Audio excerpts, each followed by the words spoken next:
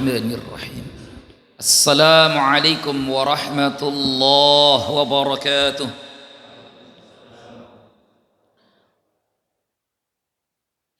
Alhamdulillahi wa kafa.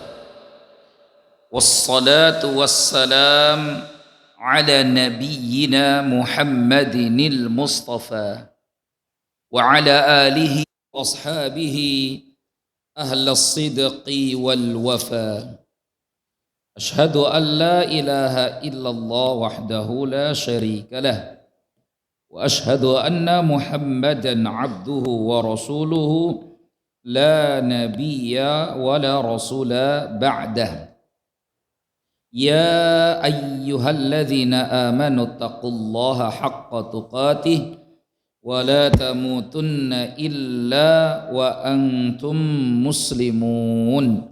Amma ba'dah. Hadirin hadirat kaum muslimin dan muslimat, a'azzakumullah wa iyaya. Alhamdulillah, segala pujian dan syukur hanya milik Allah, Rabb semesta alam. Salawat beriringkan salam kita curah limpahkan pada Nabi besar Muhammad sallallahu alaihi wasallam, pada keluarga beliau, para ahlil bait, kemudian para sahabat Nabi radhiyallahu alaihim ajma'in, serta umatnya yang mengikuti dengan ihsan hingga akhir zaman. Kita akan lanjutkan ngaji kita setelah libur 1 tahun lamanya. Ya, sekarang kita sudah ganti tahun 2026. Moga-moga 2025 kita tutup akhir tahun dengan husnul khotimah.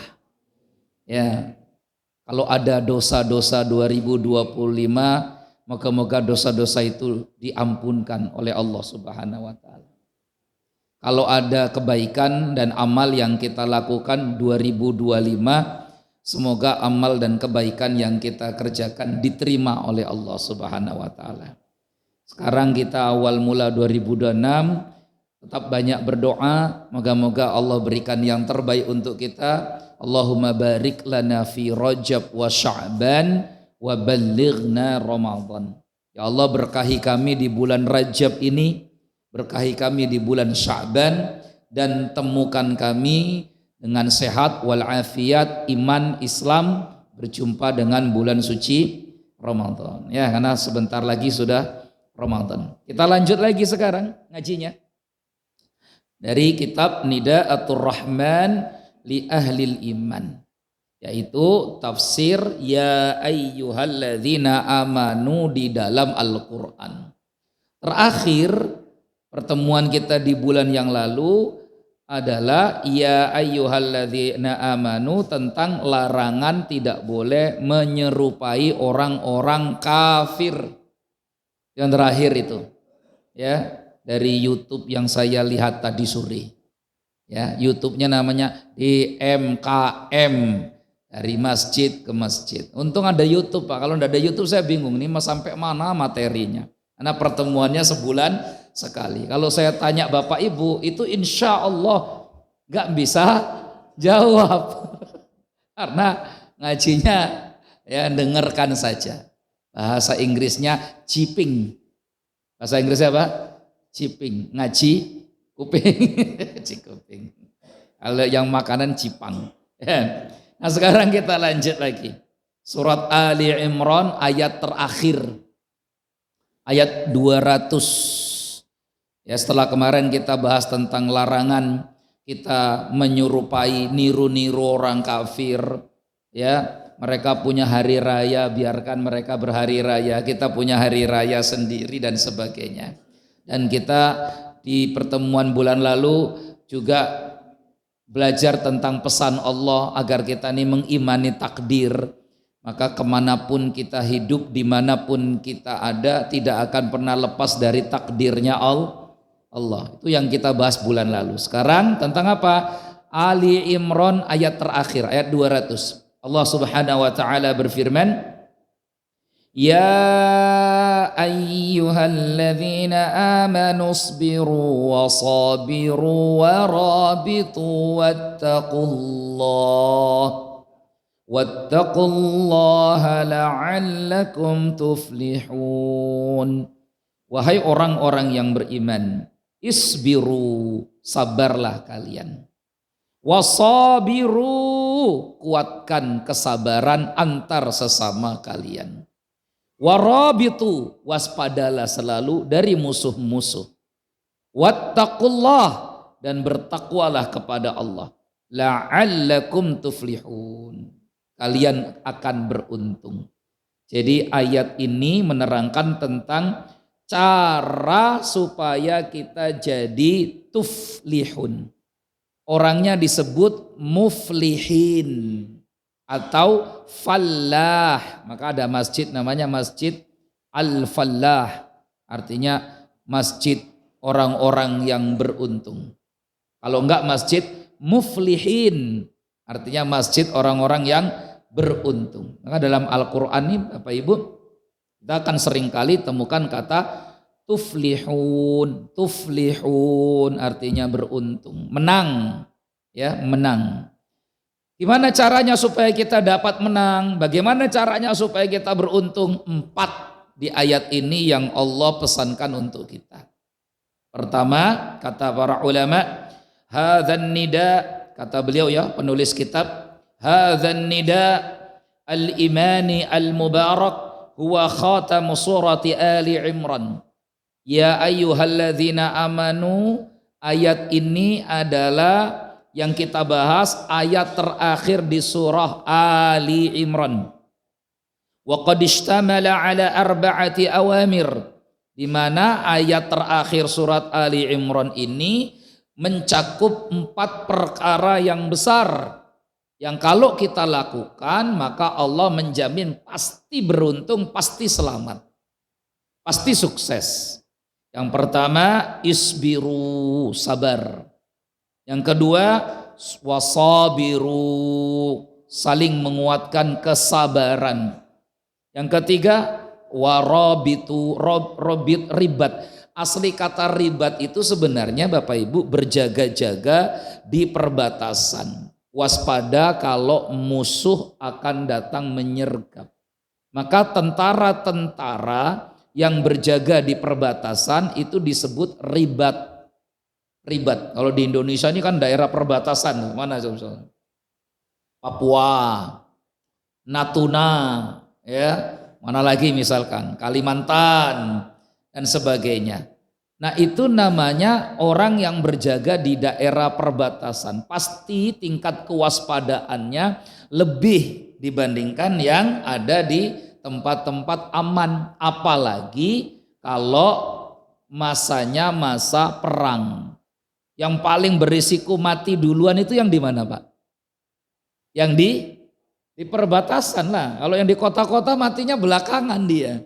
Kalau perang itu yang paling duluan mati yang di perbatasan. Karena musuh akan datang ke perbatasan dulu. Nah orang yang berjaga di perbatasan, waspada selalu, khawatir ada musuh menyerang, itu bahasa Qur'annya disebut ribat. Namanya apa? Ribat. Kata Al-Quran, warobitu, waspadalah selalu. Loh, kok kita disuruh waspada dari musuh? Memang musuh mana ini? Belanda kah? Jepang kah? Amerika kah? Atau apa lagi? Portugis kah? Itu dulu. Sekarang kita punya musuh abadi. Namanya siapa? Namanya setan. Ya namanya setan. Jadi kita mesti waspada. Iya nanti kita kaji di kitab ini. Baru yang keempat, wattaqullah, bertakwalah kepada Allah.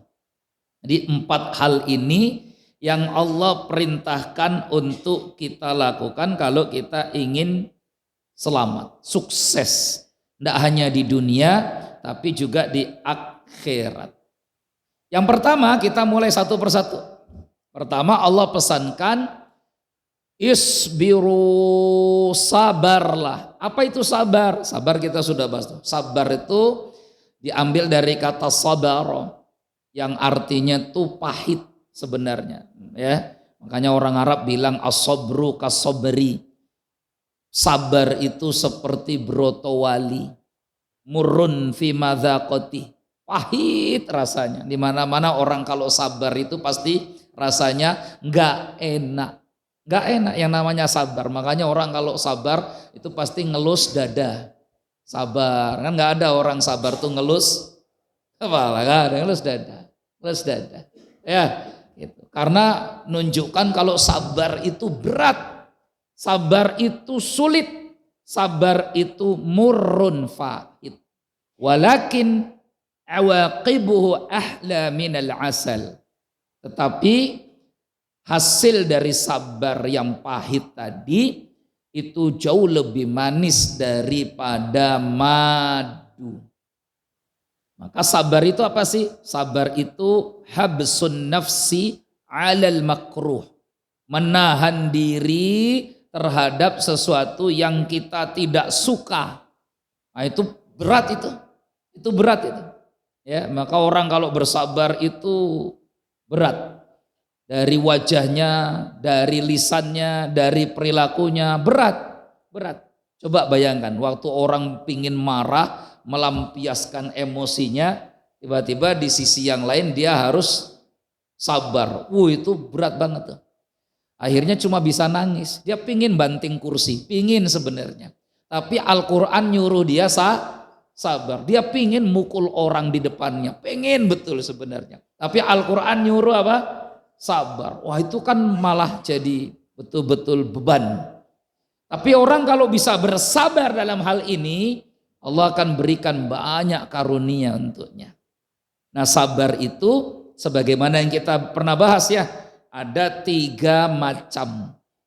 Sabar saya, sabar bapak, sabar ibu itu ada 3 macam sebenarnya.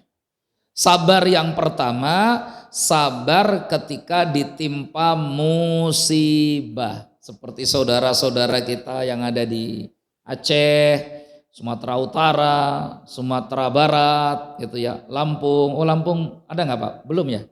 Belum ya? Jangan. Lampung bukan berarti tidak mungkin, bisa saja terjadi kalau kita tidak sama-sama menjaga hutan kita. Kalau tidak sama-sama jaga gunung kita, bisa saja itu. Karena kita ini kan provinsi, Sumatera ini kan bukit barisan tuh dari sepanjang Lampung sampai ke Aceh. Jadi kita ini pulau dengan banyak sekali hutan. Kalau hutannya digunduli, hutannya habis, pohonnya ditebangi, bukan tidak mungkin musibah yang terjadi di Sumatera Barat, Sumatera Utara juga bisa terkena di Lampung. Makanya kata para ahli itu bukan bencana alam yang ada di Sumatera Barat, Sumatera Utara. Kemarin saya dengarkan tuh di TV One. Itu namanya bencana ekologi. Bukan bencana alam. Apa bedanya? Kalau bencana alam ya betul tuh takdirnya Allah. Bencana ekologi ya takdirnya Allah, tapi akibat ulah perilaku manusia, karena mungkin bisa jadi ada kebijakan yang tidak bijak. Ada kan gitu ya. Judulnya apa? Kebijakan yang tidak bijak. Kan itu nanti kenapa bisa perusahaan-perusahaan besar itu menebang hutan, apa, gundul apa, itu pasti ada tanda tangan yang kasih tanda tangan itu. Namanya kebijakan yang tidak bijak. Sampai akhirnya yang jumlah meninggal 1000 lebih sekarang. Itu yang mati saja. Belum lagi yang rumahnya hancur. Belum lagi yang fasilitas umum rusak. Totalnya triliunan rupiah. Totalnya triliun. Tapi kita masih kaya. Indonesia masih kaya. Alhamdulillah. Ya, aman insya Allah. Bentar lagi selesai. MBG saja sehari. Berapa triliun Pak MBG sehari Pak? Mana guru di sini? Ada. 1 hari itu sekian triliun ya MBG itu ya. Saya lupa berapa triliun. Ya, MBG masih lancar kan? Kalau MBG masih lancar, insya Allah itu bencana bentar lagi selesai. Ya. Maunya pemerintah daerah itu MBG di stop dulu. Yang triliunan tiap hari itu salurkanlah untuk korban bencana supaya segera selesai. Nah sampai hari ini ada teman-teman kami yang sampai hari ini dari Lampung sana belum pulang Pak. Ya, karena security kami yang di pondok itu tergabung juga ke tim SAR, berangkat juga ke sana ke Padang ya. Nah, itu 2 minggu itu juga kondisinya luar biasa. Belum kembali juga tuh, masih ada di sana. Sekarang masih di Tamiang, Aceh. Ya, itu. Jadi kondisinya memang betul-betul memprihatinkan dan masih sangat membutuhkan suntikan dana besar untuk nuntaskan itu. Harusnya ini kalau saya jadi apalah gitu. Saya mikir adalah MBG tahan dulu ya. Ini kemarin masa liburan 2 minggu, nggak perlu dikasih MBG. Yang 2 minggu itu kasihkan untuk korban bencana, malah hasilnya luar biasa. Karena 1 hari sekian triliun, saya nggak tahu, coba dicek di Google berapa 1 hari berapa triliun untuk makanan sekolah itu. Libur kemarin kan nggak sekolah tapi tetap gitu ya. Nah gitu ya. Kan kadang kita nggak masuk di akal kan Pak ya, gimana maksudnya? Ya sudahlah. Kita ngaji bukan MBG. Kita ngaji nih bukan ngomongin MBG. Saya tadi cuma nyentil yang sabar ketika ditimpa musibah. Tapi itu unek-unek saya yang bodoh ini kan. Kalau di atas ini kan orang pinter tuh kadang pikirannya malah menjulimut kemana-mana Pak. Ya makanya kita yang enak jadi bodoh-bodoh begini. Bodoh ini pikir, udah ini anak liburan nggak usah dikasih makan dulu, wong libur di rumah ada, udah kasih. Ya, berapa triliun Pak Andi? Berapa triliun 1 hari? 1,2 triliun tuh coba. MBG itu 1 hari 1,2 triliun. Kali 2 minggu. Kelar Pak insya Allah musibah itu kemarin tuh.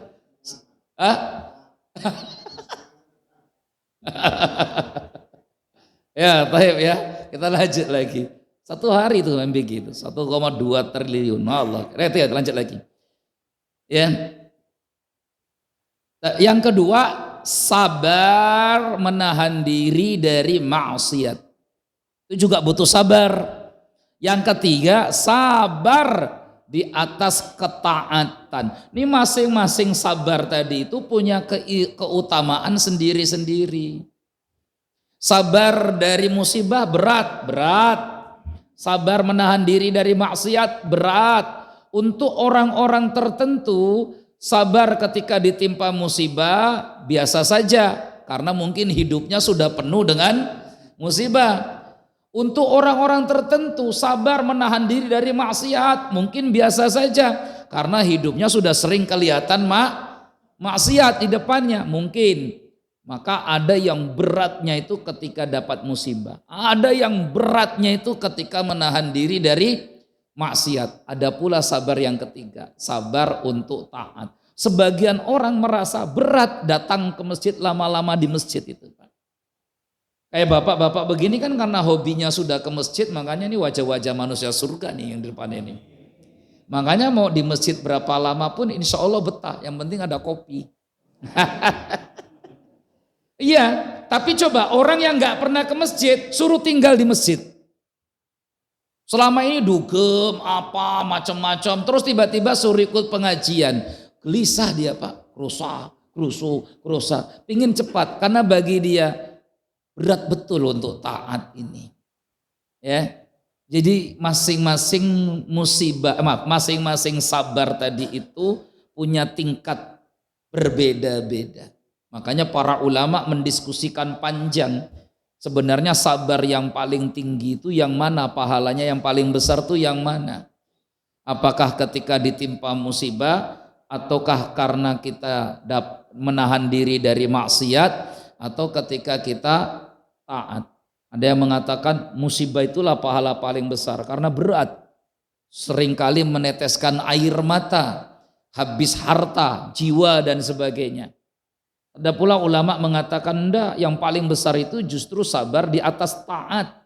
Kenapa? Karena yang namanya musibah tidak datang setiap hari. Paling dalam seumur hidup kita musibah datang 1-2 kali.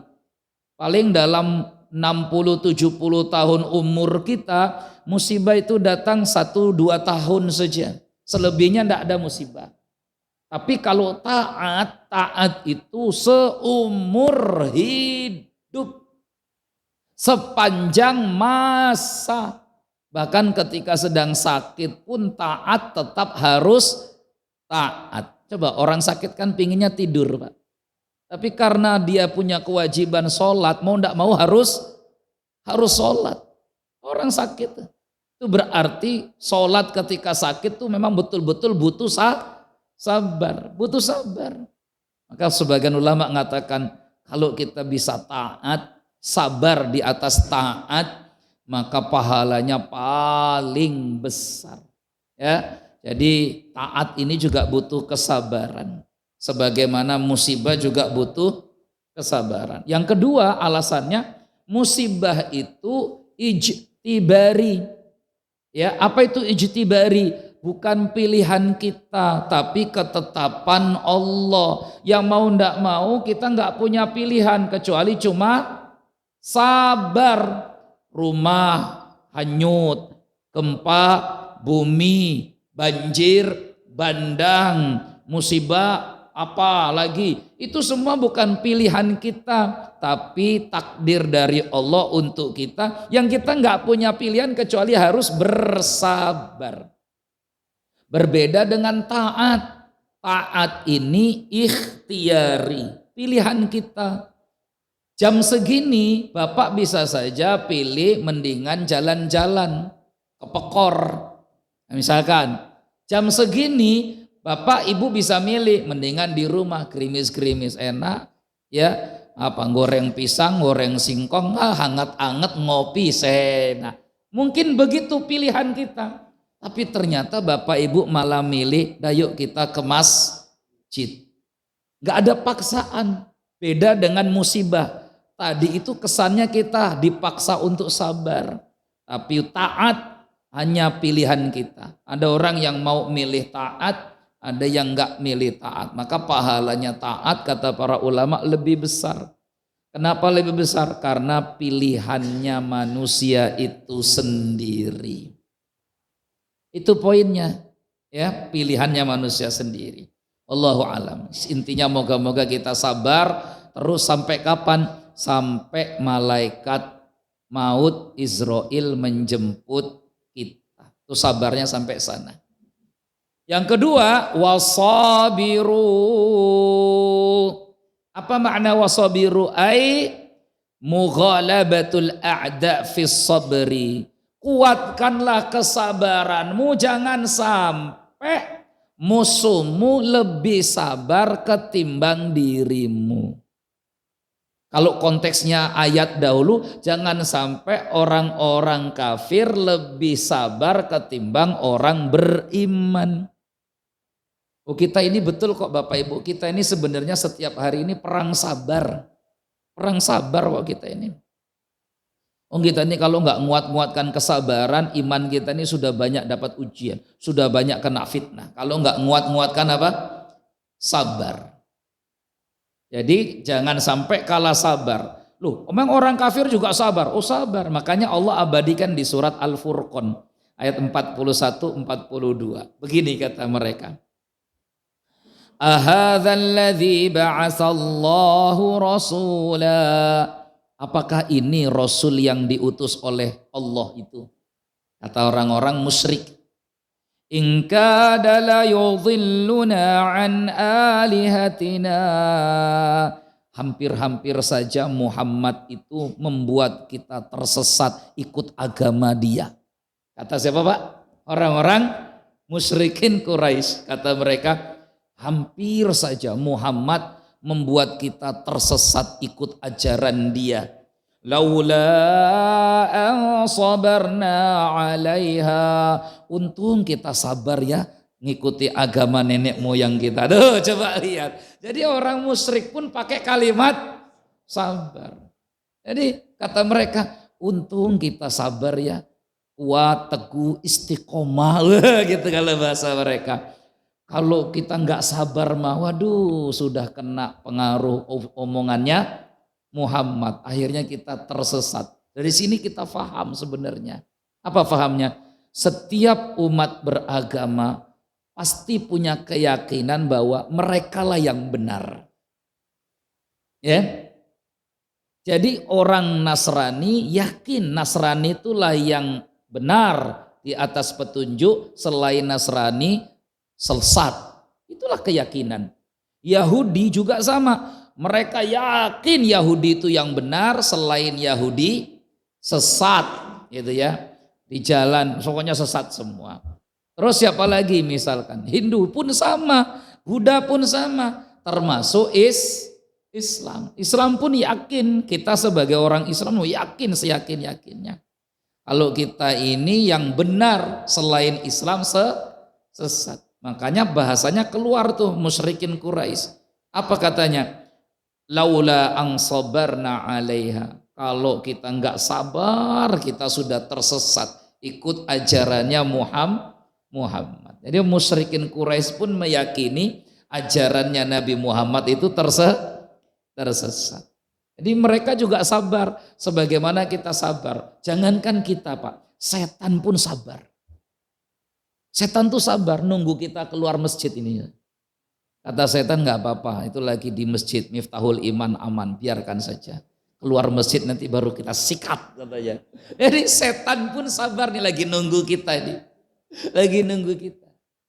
Iya, kita hidup ini perang sabar. Setan tuh sabarnya tuh nunggu kapan orang ini lemahnya.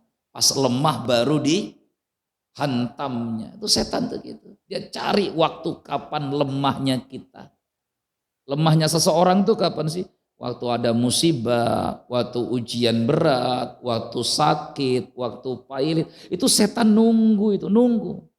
Itu sama-sama setan tuh saling menguatkan kesabaran mereka. Kata si setan satu dengan setan yang lainnya, gimana Tan? Berhasil belum? Belum, sama. Dah kita sabar saja, iya.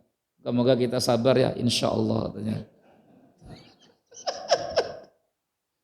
Loh, kan iblis kan buat ini ya Pak ya, dalam hadis riwayat Imam Muslim itu, iblis itu membuat sayembara. Dalam hadis Imam Muslim Rasulullah bersabda, "Inna iblis yab'asu sarayahu." Sesungguhnya iblis membuat sayembara, mengirim semua tentara-tentaranya. Kata iblis, siapa di antara kalian yang paling bisa menyesatkan manusia, buat mereka tersesat, maka dia akan dapat mahkota kehormatan dan duduk di samping singgasanaku. Itu dalam hadis Imam Muslim. Maka semua setan tadi itu ikut sayembaranya iblis, ya. Masing-masing gimana caranya sudah mematok orang-orang yang akan dia goda dan sesatkan. Dari sejak zaman dulu. Dari sejak zaman dulu. Nabi Adam alaihissalam digoda oleh iblis. Itu kan kuat-kuatan sabar itu sebenarnya. Ya. Dan sebagainya. Nah, akhirnya datanglah setan pertama, dia katakan, wahai Tuanku, aku telah sesatkan anak keturunan Adam. Iblis tanya, pakai cara apa kamu sesatkan? Goda dia supaya minum khamr, mabuk. Kata iblis, kalau itu mah sudah banyak, ya sudah banyak yang sudah melakukan, bukan kamu orangnya. Yang kedua datang digoda ini, yang terakhir baru dapat singgasana, bukan dapat mahkota. Apa katanya? Wahai Tuhan, saya sudah rusak anak keturunan Adam. Maka iblis tanya di hadis itu, pakai cara apa? Kata dia, aku temukan keluarga yang saling mencintai, saling menyayangi, saling menghormat. Keluarga ini tiap hari isinya ibadah. Sehingga hari-hari satu keluarga itu dapat pahala. Maka iblis tuh paling gak suka kalau ada keluarga tiap hari dapat pahala. Nah, akhirnya setan ini merusak rumah tangga ini. Ditanamkan rasa curiga, kemudian marah, bertengkarlah mereka, akhirnya pisah, bercerai, tidak bisa satu lagi. Yang tadinya saling cinta malah ribut, saling bertengkar, akhirnya pisah. Bukan hanya suami istri yang bertengkar, tapi sampai keluarga besarnya pun ribut. Wow, ini setan luar biasa prestasinya. Maka kata iblis, antadzak, iya kamulah setan yang berprestasi itu. Wah. Jadi setan pun punya sayembara, apa? Ngerusak rumah tangga orang. Kalau sekarang ada manusia yang suka ngerusak rumah tangganya, orang yaitu temannya si setan tadi itu. Ya, itu. Jadi ini PR besar untuk kita ya. Gimana rumah tangga kita ini biar tetap dapat pahala setiap hari. Nah ini namanya musabarah. Sabiru, apa sabiru itu? Dzalika annana idza kunna nasbir ala haqqina, maka ketahuilah seandainya kita yang benar ini sabar di atas kebenaran, fa innal musyrikina yasbiruna ala batilihim, maka orang musyrik pun mereka sabar di atas kebatilannya, sabar ke atas batilannya. Hanya saya itu melihat ada gerakan-gerakan misionaris, kristenisasi, itu mengeluarkan biaya besarnya luar biasa. Nggak sayang-sayang mereka mengeluarkan biaya besar-besar itu untuk ngajak supaya bisa agamanya seperti mereka. Jadi saya tuh mikir, ini orang non muslim saja keluar biaya besar, mereka nggak sayang-sayang. Padahal untuk sesuatu yang kita yakini itu salah. Kok kita yang yakin melakukan yang baik, malah kadang kita ini hitung-hitungan. Jadi untuk yang salah saja orang itu bisa sabar. Harusnya kita untuk yang benar harus bisa lebih sabar lagi harusnya. Gitu ya jamaah sekalian. Saya pernah ceritakan ya, waktu kita ada kumpul-kumpul ya pimpinan-pimpinan pondok di Lampung, itu ada yang cerita itu di daerah Wekanan, daerah yang pakai unit sudah di sana itu pakainya. Kita itu sama-sama tuh saling kenalan, maju satu-satu ya. Akhirnya ada yang dari unit berapa itu pondok pesantrennya tuh di kampung, santrinya cuma belasan orang. Sudah sekian tahun, jangankan untuk gaji ustadznya, untuk makan santrinya saja kekurangan. Ya ada gaji untuk ustadznya, tetapi ya bukan gaji lah itu namanya, cuma ucapan terima kasih. Jadi akhirnya ini yang maju ke depan dicerita, sudah mau mengundurkan diri dari ngurus pondok pesantren karena keluarganya juga butuh dunia. Dia memutuskan hari itu dia mau pamitan izin sama yayasan, kayaknya sudah sekian lama, sekian tahun ngurus pondok, mending ada penyegaran lah ya, diganti, pinginnya gitu. Qadarullah mau ke pondoknya itu, ke kampung itu harus lewat kebun-kebun karet di Waikanan sana, unit-unit mana saya nggak tahu unit-unit berapa ya, lewat kebun karet. Maka di kebun karet itu hujan lebat. Akhirnya